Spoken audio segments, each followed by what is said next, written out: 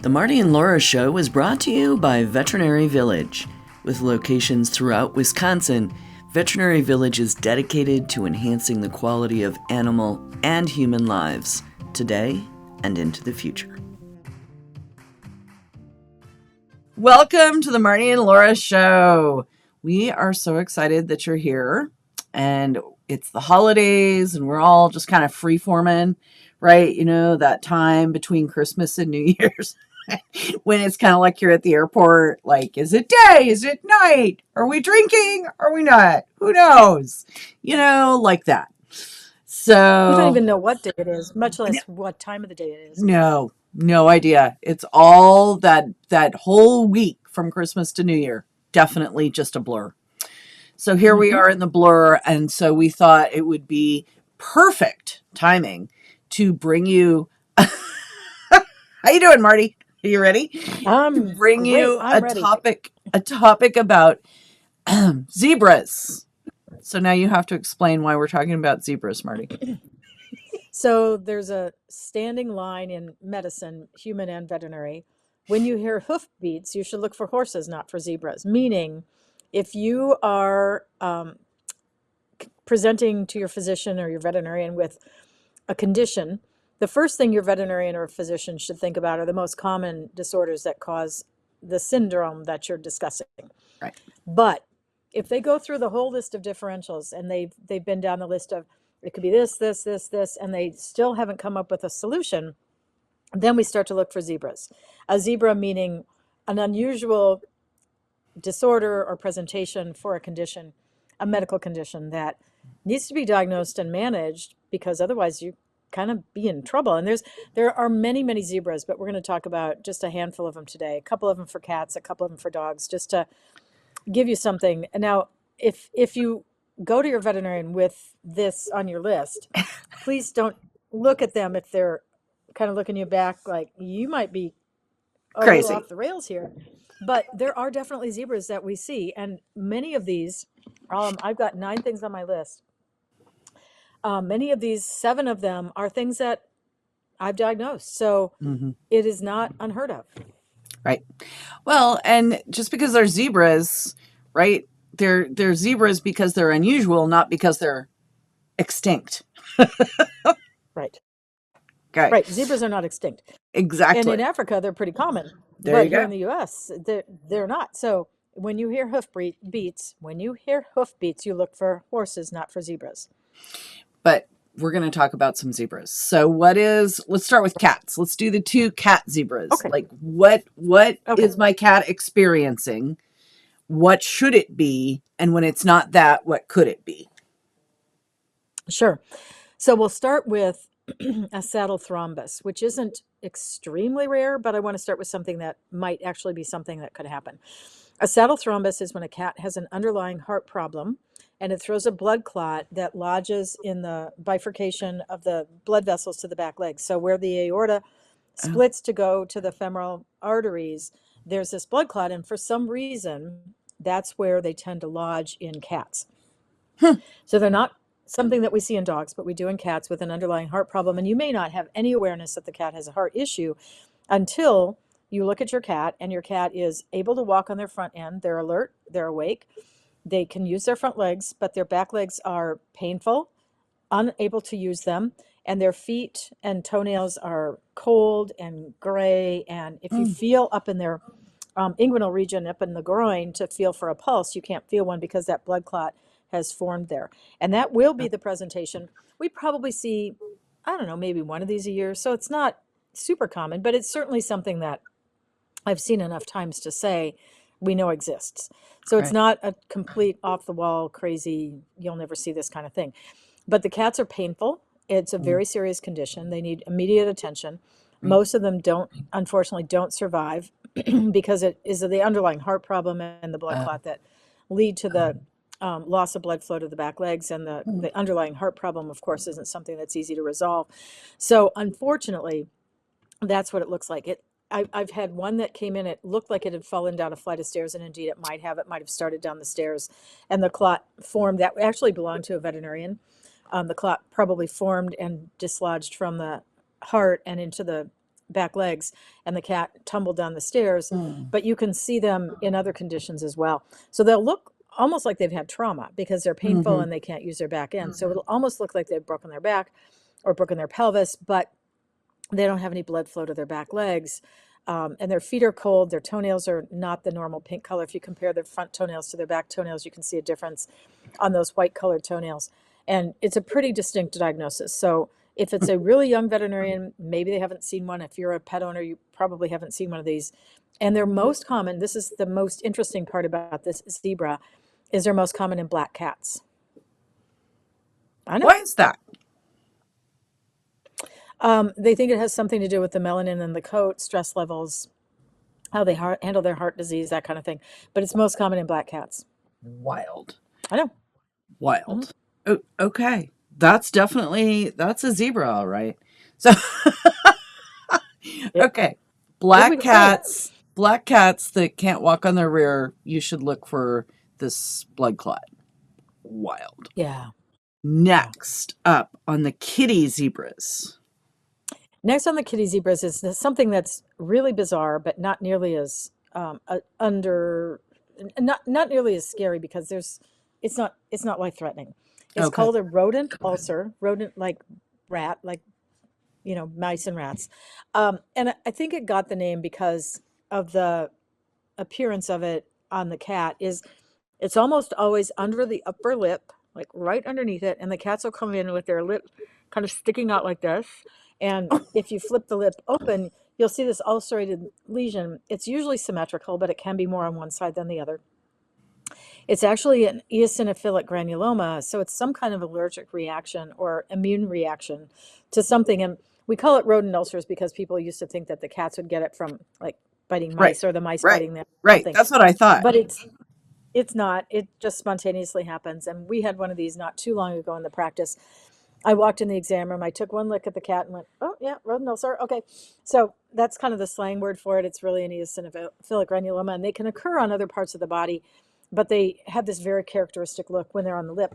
And my young associate, had previously seen the cat and didn't recognize it for what it is. Number one, because it didn't look quite as pronounced when she saw the cat. Number two is because she's young and I'm old and I've seen them.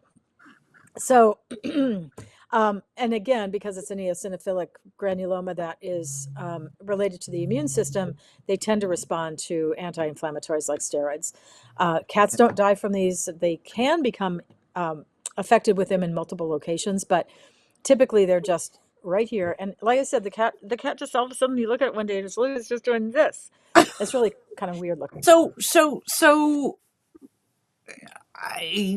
we don't know what's triggering this.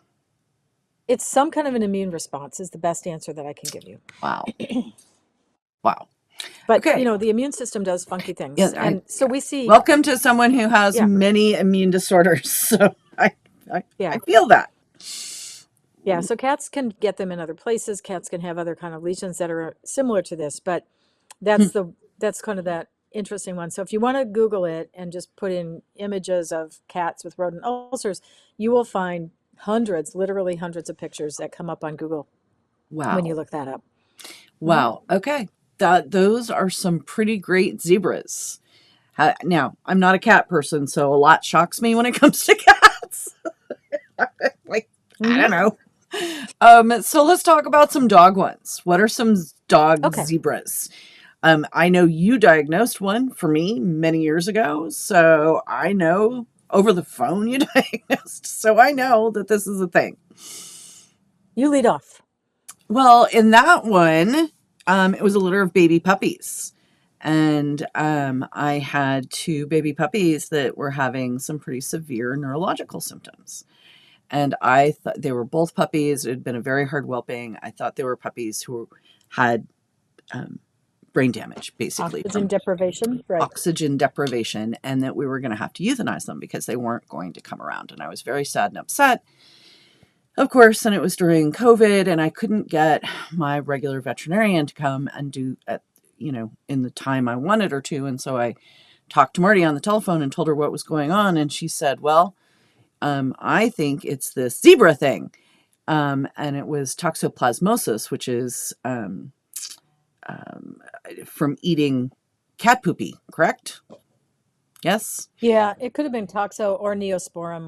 We'll never know for sure We'll which of never the know. two it was, but yes, Um, it's a parasite from right. from feces. And so she said, here, give them these antibiotics, and if they get better, then you know that that's what it was, and it wasn't. And literally 12 hours after the antibiotics, those puppies were up on their feet, and it was a miracle. And everyone I've ever told this story to is like, wow, there's some zebras for you. It was, and For the sure. puppies lived happy lives. They didn't have to be euthanized. So that was really amazing. Really Good. amazing. So, as long as we're talking about neurologic things, Yes. let's go ahead and do two neurologic things that we see in dogs. Okay. One is called a fibrocartilaginous embolism, or FCE for short. And Oh. that's where the dog will acutely, similar to the cat that we just talked about, acutely be unable to use one or both rear legs usually. Mm, mm, And it's from a clot of cartilage, not a blood clot, but a clot of cartilage that somehow lodges into the spinal cord blood flow, and mm, the dog will acutely be unable to use the leg. So, again, it's pretty unusual. It can look very much like a slipped disc or trauma, mm-hmm, but when you evaluate the dogs, or if you image them, if you spend the money on an MRI or a CT and do the imaging, you won't find those. But it's typically an FCE, or fibrocartilaginous embolism. And those dogs can have some real struggles to get better, but mm, eventually they will. If you can give them the nursing care that it requires to get them back up on their feet, you can keep them mm, clean, keep them dry. It's a challenge when you have a dog that can't get up and move because they mm, can't go out to urinate. They'll be hard nursing wise to take care of because the urine in the stools can be complicated to take care of. So that's one neurologic thing that we can see. The other really interesting neurologic thing that we see is called coonhound paralysis. And again, it's neurologic, and it's called coonhound paralysis because it's most frequently seen in coonhounds, but not exclusively coonhounds. But it does seem to be related to the immune system's response to a raccoon bite or scratch. oh, So even dogs that aren't coonhounds will tackle raccoons sure. sometimes out in the yard or out in the field or on a walk or whatever, anywhere that they can get to them. And raccoons apparently are pretty fun prey for dogs to um, use.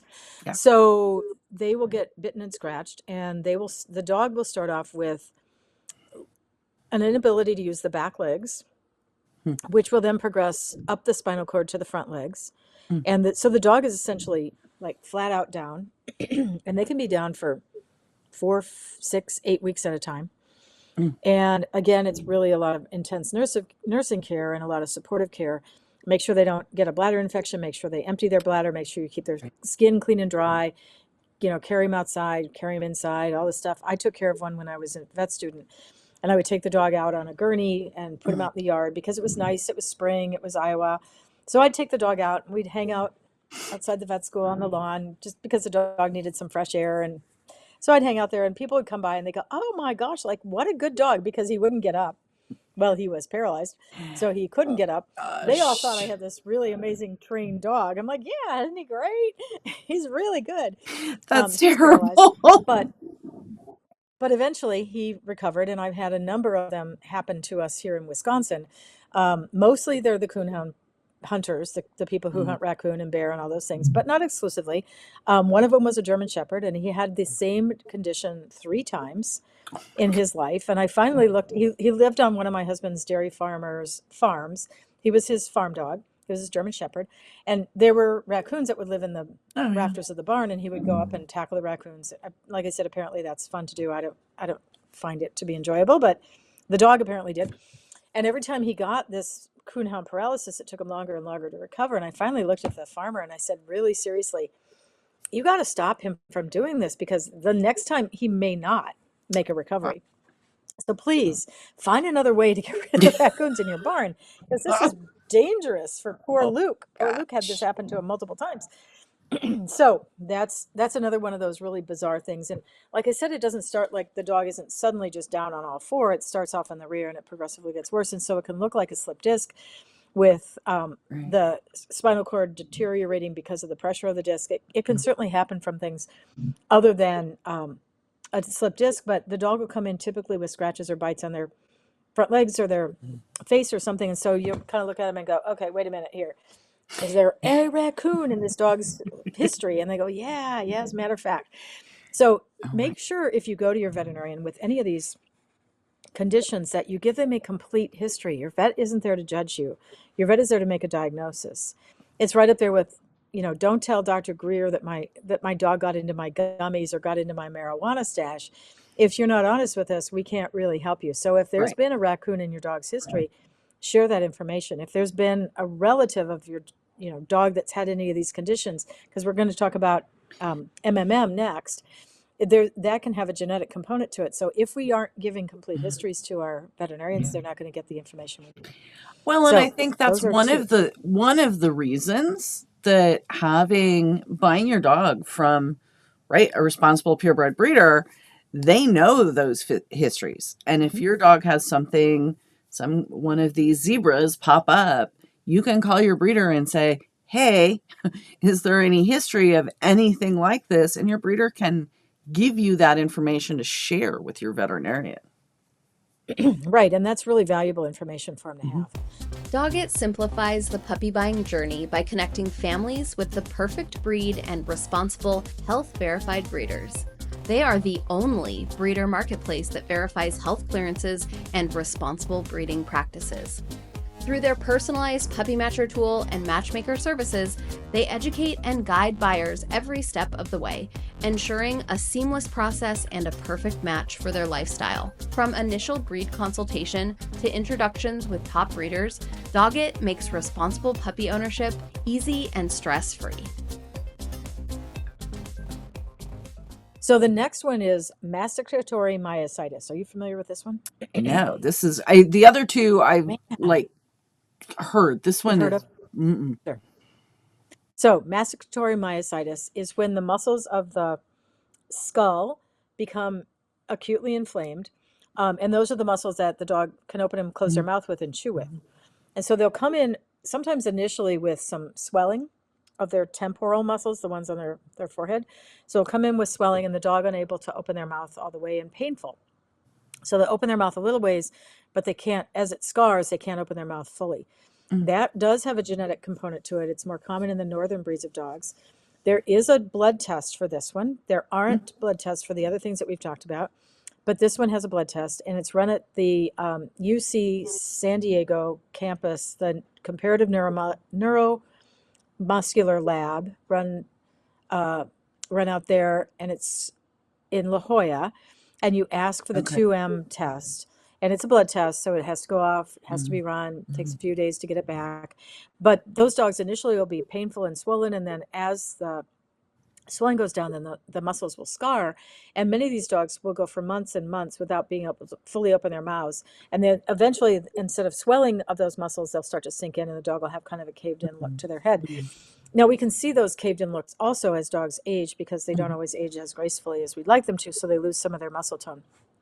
But again, that's something to be aware of, is if the dog is painful doing that. And then the other thing that this can be confused with Right. is a retrobulbar abscess. Are you familiar with this one? No. I'm Okay. still waiting for when they step on a rusty nail. Oh, okay. So tetanus almost never happens in dogs. Dogs are very resistant to tetanus, so we don't vaccinate for it. I think one time ever in my career, I think I have had a case of it. I never was able to prove it, but we're pretty sure that that's what the dog had. Wow. Of course, horses, goats, and sheep, Yeah. those animals are And susceptible people. to tetanus, so we vaccinate them. Yeah, and people, but not that. So it's similar to lockjaw in that it can't open its mouth, but it's a different syndrome. So it's a different mechanism of action. But we can see retrobulbar abscesses, and in fact, Dr. Hutzabout had one of these earlier this week. Is typically what will happen is the dog will chew on a stick or a bone or something that they shouldn't, probably have been chewing on, and a little sliver of it gets up behind that last Oh, molar, yeah. and it forms an abscess, and then that abscess, the soft spot for it is back of the eye. And so the eye will come, they'll come in with their eye bulging a little bit forward. And again, painful, running a fever. Mhm. These dogs are pretty uncomfortable. So those dogs will typically anesthetize, maybe take an x-ray, maybe with them under anesthesia, be able to probe around in the back of the mouth and see if we can Mm. find anything. They thought they found something on the x-ray. I'm not sure what the outcome of this case was because it was just the day before Christmas that we saw it, and I haven't talked to Dr. Hutz about since. But the dog will come in with a bulging eye, and it's Mm. different than glaucoma, because glaucoma, Right. you'll have a bulging eye, but it'll be steamy and red. The cornea will be steam colored, and the Mm. eye itself will be red. But the eye just looks like it's bulging. Then there's also a periorbital myositis, and I've only seen one of these cases. Again, it's a really bizarre neurologic condition, and it's an inflammatory condition of the muscles that circle the eye. So it's called periorbital because it's around the eye. Mhm. Myositis. I saw this one time in a Labrador, and the dog looks at you like they look surprised, like their eyes are really wide open, and both eyes are Right. equally affected. They come with both eyes just like boop, popped open, and I looked at this dog and thought, oh my goodness, like I have no idea what this is. So I was fortunate enough that my dentist is in Milwaukee, and his office is a block from the ophthalmologist that does dogs and cats, eye care for animals in Milwaukee. So Right. I called her up and I said, can I come in and show you this picture? And she took one look at it on my phone and goes, yep, periorbital myositis, and those dogs will respond to steroids. So it's very Interesting. different than both eyes. It's very different Right. than an infection. You know, these things all have some nuances to them that Right. they all sound like they're affecting something similar on the head, but they're all Mhm. very, very different from one another. And the diagnostics and the treatment are different. Hmm. So it's important that you know that. And then we have Horner syndrome. Again, not super rare, but Horner syndrome is similar to Bell's palsy in people, where the dog will Oh. be fine one day, and then the next day they have, it's three things that actually turn into four. It's the nerve that comes off the out of the spinal cord. It Okay. has some kind of damage to it. So it will cause the eye to drop back in the socket. The Mm. eyelids, therefore, will not be as wide open. The pupil will be smaller, and the third eyelid comes up. So all the four of those things will happen with Horner syndrome. Again, it happens all of a sudden. The dogs are completely happy, don't feel bad, don't feel Huh. painful, don't run a fever. They're very happy. There's no blood test for that. There's no x-ray for that. There's no diagnostics for it other than looking at the dog and going, oh, yep, that's Horner syndrome. And does it Almost always affects only resolve one like eye. Bell's palsy? Usually, yeah, Mm. usually it does. But you go to bed one night and the dog will look fine. You get up in the morning and the dog's like this. And you're like, what happened? Like, did you get poked in the eye? Yeah. Did something happen? Right. Do you have an Right. ulcer? It's just, but the third eyelid is up, and it's a non-painful condition. It just looks really strange. So Wild. that's sort of a whole little cluster of things that we can Mhm. see coming in. And, you know, the head is, because we look at our dogs all the time and we pet them Right. and all those things, you know, we're very aware of things that happen on the front end of the dog, probably more often than the things Mhm. that happen on the back end of the dog. Well, and on their legs and stuff. So I Like think, you're always looking at their little yeah, faces. right, right. So I think those are kind of interesting. Let's see, as long as we're talking about heads and tails, let's throw in limber tail or cold tail. You know that one, Cold right? tail. I know this one well. Yeah.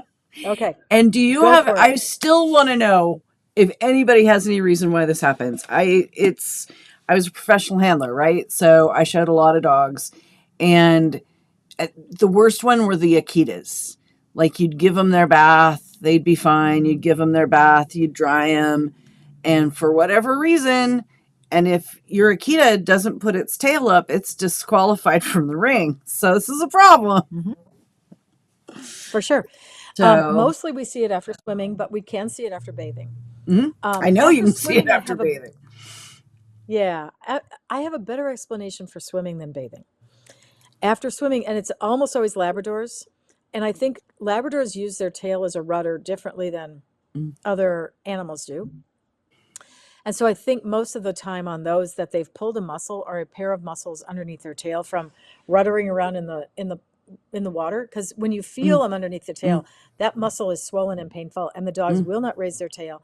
If you do lift it, they screech. I mean, Oh it's yeah, pretty painful for the dog.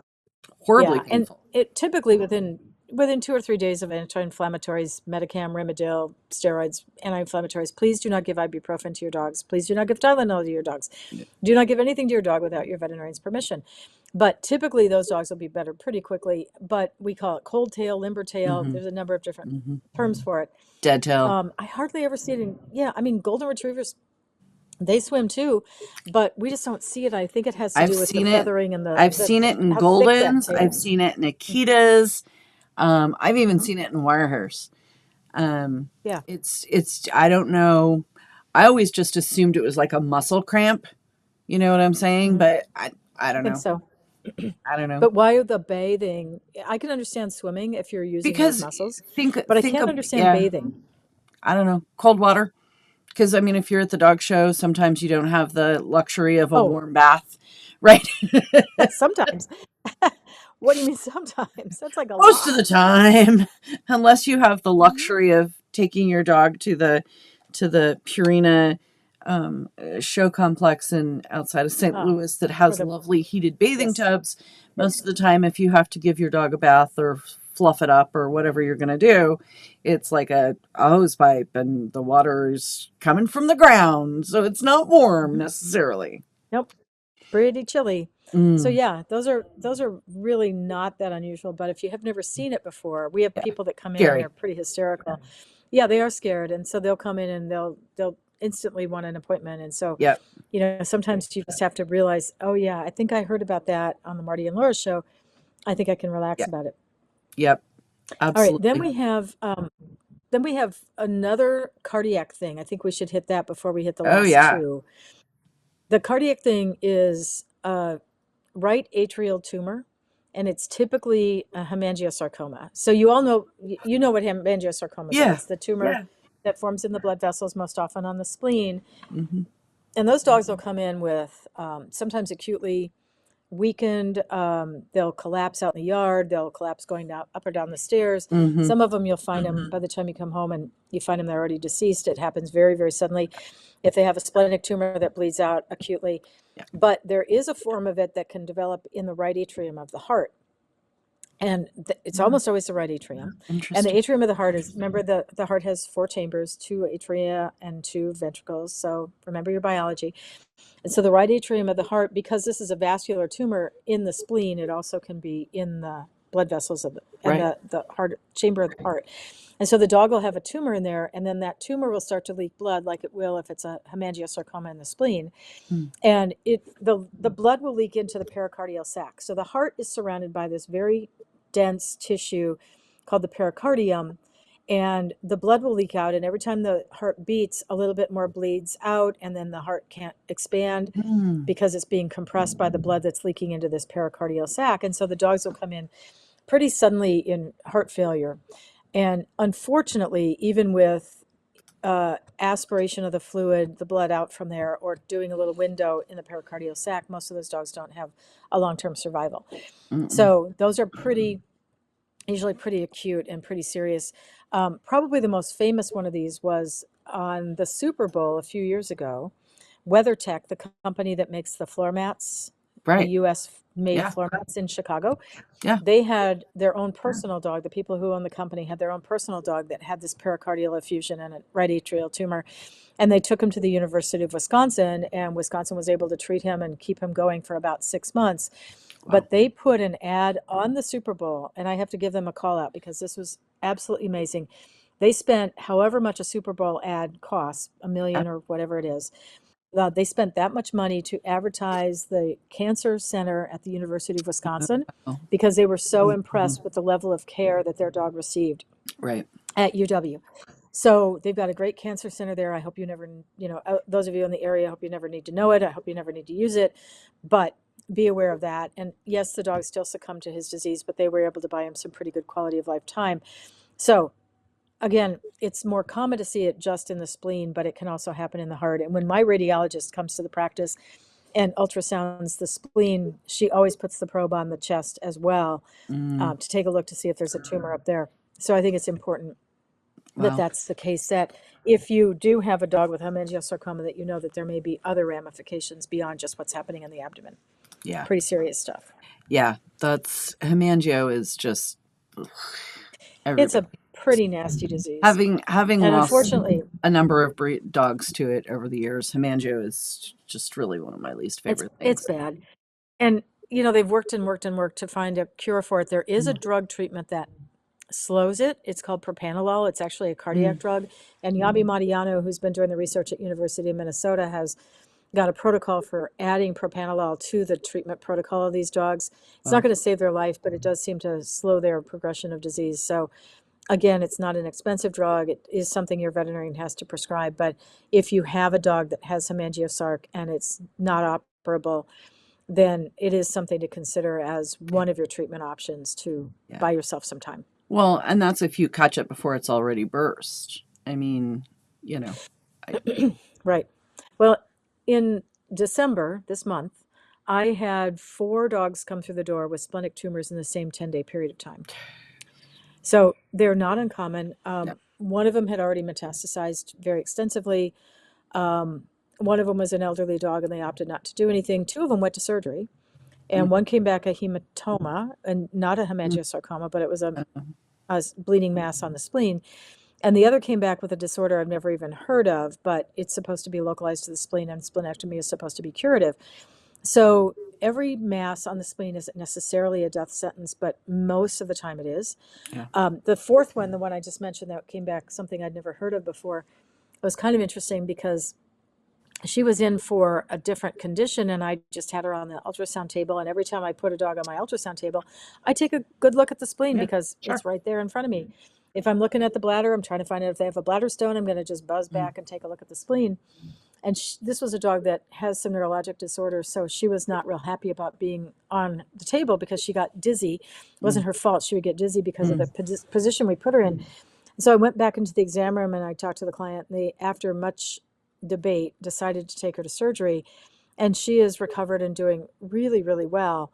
But again, these elderly dogs, it's a really hard decision to make. Yeah. Do I take this dog to surgery? Is this the right thing to do for the dog? And they're not always easy answers. My radiologist says they all come back as cancer, but I don't know that that's necessarily true. I think most of them do. Yeah. So it's worth a try, but it's a scary proposition. Yeah. I've been there, done that. And it is Yeah. not And a lot. it is common. That's not, it's not a zebra to have a tumor in the spleen. It's a zebra to have a non-hemangiosarcoma in the spleen. Exactly. So yeah. Exactly. So there's those. And then we have 2 other things that I want to just mention because they came from the AKC Parent Club meeting. Oh, okay.